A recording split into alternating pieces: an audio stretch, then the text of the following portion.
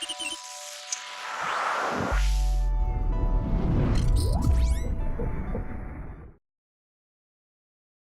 name is Clem. I work as a blockchain researcher for both NBT and Weeve. And today, I won't be pitching any specific product or technology. I'll just be representing myself, as I've been doing some research quite recently on how technology can be employed to help nature's current situation. So my title for tonight was From Human Enhancement Technologies to Nature Enhancement Technologies. And what I mean by that is that on our day-to-day basis, we've managed to increase and optimize our cognitive capabilities, and I believe that technology should be employed the same way to enhance the state of nature. I will go further into this, obviously, in the next slides. I'm very happy to be here, and I think the Nature 2.0 track is a fantastic opportunity for us. Is a fantastic opportunity for us to collaborate and to work on very actual problems. Why does it keep moving? Right, there's a slide normally in between, actually. So I don't know if that's really the actual file that I sent. I'm here. Shall I have a look? Yes. Okay. So yeah, there's normally something that is in between. Maybe you could refresh the page and that should work. I just thought I'd start with something a bit sad to put you in. It's some news that came out. No, it's not in. Okay, wait. Hold on.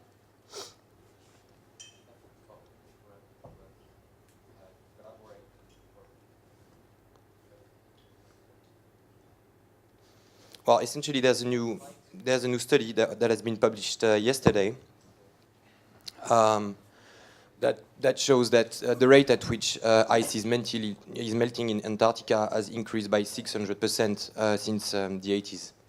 And that's something, you know, like this sort of news popped up like very often. And it seems like people don't really react or take action upon these things. But I think it's very important that we keep on like informing ourselves about the stuff that's going on, because it's not normal. And I think that together, by using our collective intelligence, it should be really a top priority for us. And yeah, so over 600% increase in the rate at which the Antarctica is melting year on year. That was the news that came out yesterday from a scientific paper. If you want to know more about this, you can go through the source. I'll send over the slides. All right. So now maybe we can dive in. So privatization doesn't prevent ruin from happening. So this is actually a shout out to Garrett Hardin, who you might know. How many of you know Garrett Hardin? One person. Okay, Garrett Hardin is the person behind the Tragedy of the Commons. That was first theorized in 1968. And the idea of the Tragedy of the Commons is to say that any resource that is publicly accessible, that anyone can access, will end up in ruin, because out of all the agents that consume that resource, there's obviously going to be one player, one agent that's going to overconsume it, right? The problem with Hardin's theory is that he assumed that anyone could access the resource, while in fact there's obviously limitation in the space on how people can access that resource. And what he implicitly suggests is that privatization and private ownership is the key for that. Is the way to avoid that ruin. That's not how things work in reality, because private properties, private ownership lead to a set of negative externalities that negatively affect external and intangible natural commons. So think of the air we breathe, the water we drink, all of that is being negatively impacted by privatization of specific natural resources. So here's like kind of an incoherent list of events that have occurred recently. But I thought it'd be interesting to go through these. So yeah, some government, NGO, and citizen initiatives that have been taking place for like the past 10 years. In 2008, so yeah, this is just to show you that like not all hope is lost, right? There's still hope, but some of these events have been successful. I've had like positive impact for nature. Some of these didn't. For instance, the Ecuador constitution. I mean, so in 2008, nature has been constitutionalized rights following the restructuration of the legal framework. But it turns out that actually in 2016 that didn't prevent oil companies from drilling into the Yasuni National Park, if I remember well. So you can constitutionalize things, doesn't really help. Then Bolivia followed with the law of the rights of Mother Earth, which is also supposedly giving rights to nature. In 2015, this was a citizen action initiative to sue the US government for not taking action against climate change. The case has unfortunately not been settled because it's been postponed by the Environmental Protection Agency of Donald Trump. They've delayed it, so I don't know how this will be settled. The 2017 New Zealand river case that was a success, where in New Zealand local tribes have managed to give rights back to a river so that it could be represented in court. In 2017, Pakistan managed to plant over 1 billion trees actually between 2014 and 2017 to counteract the effects of climate change, fires and flooding in the country. In 2018, Netherlands greenhouse case, also very interesting case that was great for nature, where what happened was that a set of NGOs and citizens have sued the government for not taking action as well, for not committing to their CO2 emissions objectives, and resulting in this case actually by 2020, if I remember well, Netherlands should have 25% less CO2 emissions than in the 90s. And in 2008, China deployed 6,000 soldiers to grow forests in the country to fight air pollution as well. And more recently, there's this 2018 France Affaire du siècle, who you might have heard of, which is like a petition that's been circulating around, where essentially the same thing. The people want to sue the government for not taking action against climate change, and the petition has had like more than 2 million signatures in less than 2 months. So, yeah, this is just to show you that things are changing. People are somehow being more and more aware that the way things go is not correct. Now, my problem with that is that if we look at this, we can tell that we cannot simply rely on governments, right? We need to take ourselves action to fight these things. And how do we do this? So, my thesis here is that the Anthropocene fuels the need for human intervention. If some of you don't know what the Anthropocene means, the Anthropocene is the epoch or the point of time after which the climate is being directly correlated to human activity. So there was a point before we could live, we could do our things, and that would have no negative impact, or that wouldn't have a direct impact on climate and on our environment. Here, the Anthropocene implies that we have there's a direct correlation between how we behave towards nature and how the climate evolves over time. And the problem here, so there's two observations one can make and can have here. First, nature regenerates itself better alone than with any help. So that's an argument that I hear often, and people oftentimes say that nature knows best how to regenerate, which is a fair argument. But the problem is that we've pushed the limits and the boundaries of nature so far that right now its entire cycle and virtuous cycle is completely disturbed.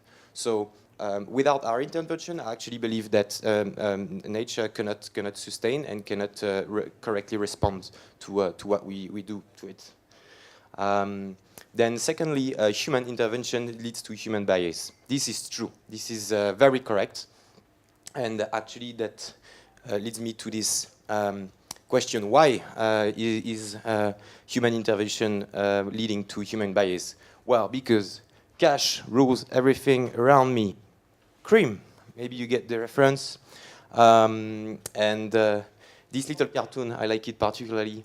It just shows that corporations have, greater ease at reaching out and talking to governments and making governments take actions for them, whereas the people don't. And by people, I mean us, right? Because here we might have really good intentions. In the end, there's nothing much we can do if we don't become visible as a corporation or anything that is somehow related to money.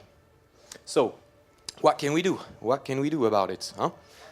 You might wonder. This is kind of a head breaker, right? Well, there's a few things we can do, and we can do that thanks to technologies. Yay! How many of you are developers here?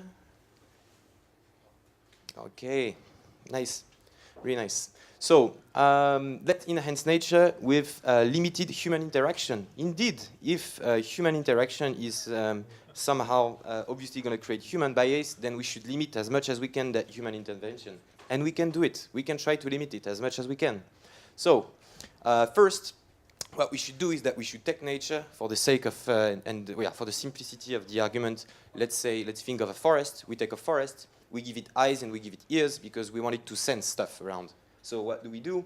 We put like loads of sensors across the forest so that we can gather humidity data, we can gather like any type of data we can, right? Using many different sensors that we put in that forest. Secondly, we teach it management. So what do I mean by this? Well, we apply a set of algorithms, either supervised or unsupervised, using machine learning techniques, and we use massive data streams that make it so that the eyes and the ears can then analyze and transform raw data to information and readable information. Now, what we also need to do is that we need to make it adaptable yet robust.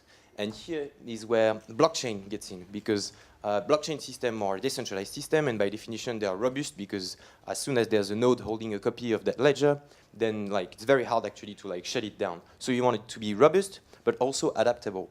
And the adaptation part actually is about the decentralized autonomous organization, which I'll be talking in a second.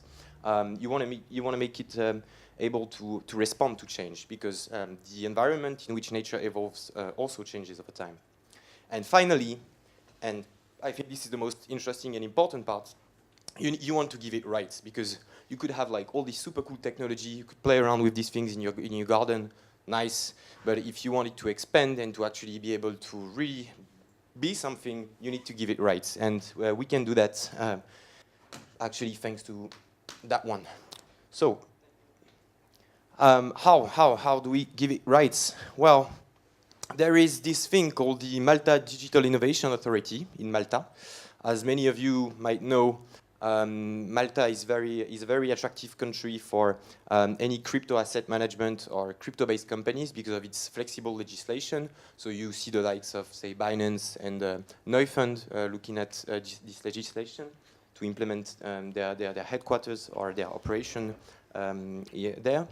But what's very interesting about Malta is that they pushed things a step really ahead in how they envision the potential of blockchain. There's this thing called Innovative Technology Arrangement Status, and Innovative Technology Arrangement Status is simply and can be compared as an LTD or a GmbH in Germany, and it's a legal status that you grant to a company that applies for it, but the only difference is that it's granted to a set of smart contracts, to a DAO. So a decentralized autonomous organization, theoretically, right, with no legal personality attached to it, can be granted a legal status. That's enormous, because that means that, first, this is a backdoor to the entire European Union market, meaning that you can create a legal entity that can acquire assets anywhere in the European Union, and that legal entity is not associated to any human. So you can create code that owns stuff that doesn't belong to anyone, any of us. So that's interesting, I think. So we can give it rights. Question is, can it be truly autonomous, as the name suggests, decentralized autonomous organizations? Maybe some people here tonight will have a different opinion, but I think no. I think decentralized autonomous organization actually is a bit of a misleading name, because they are not truly autonomous. You can create a set of smart contracts that can stay there on the blockchain and that can be resistant to its environment, but it needs human input to evolve, right? So actually, it's very much needed, and it would be scary if a DAO would not require human intervention, because in the end, if you look, for instance, at what happened in Brazil with the election of that new president, you need to be able to have code that evolves over time, responding to macro events. If we have a president like they have in Brazil that simply wants to cut down the entire Amazon forest, you need to be able to make some tiny amendments to your code, and that goes through the DAO, obviously, and with human interventions. So now I think this is also something that I think we should really emphasize on, is that it's very important to align reward and objective functions. By reward functions, what I mean is how do we reward people that contribute to a DAO or that engage in such a project? So again, if some of you are lost, now we have a forest. That forest is equipped with sensors. The data coming from the sensors is processed by an AI that then transforms that data into a readable and understandable information on which we can have actionable insights. Well, that's the one. So you have this, and all of the management of the code, right, and the program that's running on it is based on blockchain and on a DAO, which has a legal entity, right, and from which you can make amendment to the code. The problem here is that from the very beginning, you need to be really, really careful on how you design the objective function of the AI. So what it's going to do, what is it here for, what is it going to optimize for, and how you're going to reward people. So here, let's start with the first scenario where we want to create a forest that keeps on expanding. Okay, that grows. That's simply programmed to purchase land around it and grow. Okay, and grow like a virus, but a positive one. And that has an increasing CO2 absorption rate, right? That would be interesting, wouldn't it? We'd have a forest that's hosting also biodiversity, because we want it to be we don't want it to be a monoculture forest. We want it to be very diverse forest in the tree diversity, so that animals can go in, and life can take place. So we need to be really careful with this. And the way to actually ensure that human bias does not get in, and that there's no financial interest into participating in such a project, is by only rewarding investors with DAO voting tokens, right? So if we implement, say, a bonding curve where people put money in for having a say in how the development of the project should go, rather than rewarding them with fungible and tradable tokens, what you do is that you simply grant them with voting rights, right? So the only way that they can contribute to the project or they can impact the project is by saying in what direction the project should go, but in the end, they don't have any financial value attached to the project. So that's one way of tackling the problem. The one way also you could think about this in order to trigger the instant gratification monkey that Dimi really likes to talk about, is to promote this idea of enhanced air quality. There's this research that was published by the University of Chicago in 2016. That's super interesting. That essentially conducted research in China, and that shows that in China, people are willing to pay between $0 and $15 for 1 microgram of pollution, depolluted air per cubic meter for 5 years. So we've come to a point in time where people are even, people who have sufficient income, because actually low-income classes are not even willing to pay $0 because they don't have anything, but people who have money are willing now to pay just simply to purify their air. So that's also a way you could envision things, by saying, okay, we're gonna create biodiversity, and we're gonna help what's out there, what's left of nature. And second, what we're going to do is that we're going to improve the air quality by creating this positive virus. How does it monetize itself? You might wonder. If we have, say, a diversity in the type of trees that we have in the forest, we could sell a few, and we can also, by using a bonding curve, have continuous funding. Very interesting, because it's very different from an NGO as well, since there's ultimate transparency in the code, so you exactly know what the AI is supposed to do and what the mission of the program is. So yeah, that's interesting. Then second, that's very sad, and actually that slide is a bit weird. But if you ever have a tradable, if you ever have like tradable tokens, fungible tokens, what is very likely to happen is that if you provide contributors and stakeholders of the project with voting tokens and tradable resource ownership tokens, then in that case, people are very likely to be willing to monetize these tokens, and probably they're going to opt for monoculture, which is not really interesting. I mean, I found that particularly sad when I I'm driving in a car, I see a forest of like the exact same tree for kilometers and kilometers and kilometers. No sense. Exploit natural resources, so they'd probably end up like, you know, digging the ground to find oil or whatever they can find to make profit. So the alignment of the objective and the reward function is, again, really, really important in how you want to design these things. Finally, how much time do I have left? You have another 4 minutes. I have another 4 minutes. But you have another 8 because they are published. There's 8 8 minutes. Okay, great. This is a picture of Paradise, California. Yeah, the point here is to say that we have super intelligence at hand. When people talk about artificial intelligence, and actually I've had this debate with some of my family members that disagreed on the idea of artificial intelligence, and I understand what they mean. Actually, I think that right now we have super intelligence, and we should employ that super intelligence to enhance nature capabilities. What I mean by this is that, as you know, we have predictive models that can better predict cancer than doctors. We have predictive models that can better analyze, lips to recognize your speech without hearing you than any professional. So there's like tons of algorithms out there that outperform humans in many ways. And here, why I think technology is super important is that the Anthropocene is pushing the limits of nature, completely disturbing its natural cycles, and therefore super intelligence, as in AI, should be used to actually prevent such tragedies from happening, like those wildfires in California, which, by the way, I think 13 of like the 20 biggest wildfires have occurred in the past 10 years. So it's like, yeah, we're not in a good situation, and we should make use of what we have at hand to prevent these things. And we could have, if we had like an technology-enhanced forest over there.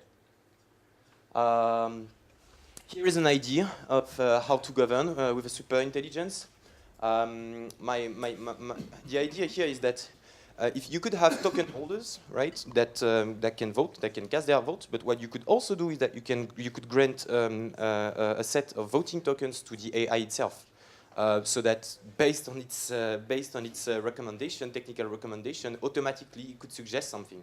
You'd need to make sure that, I don't know, it would never be the majority of the voting tokens, because otherwise the AI could go, you know, in a wrong direction. But you could make that suggestion actually in a tangible digital expression of what it recognizes and what path it suggests to go. So that's all, I think, interesting as well. So yeah, my conclusion here is simply that technology no longer serves as an additional production layer for natural resources, but it rather becomes a requirement.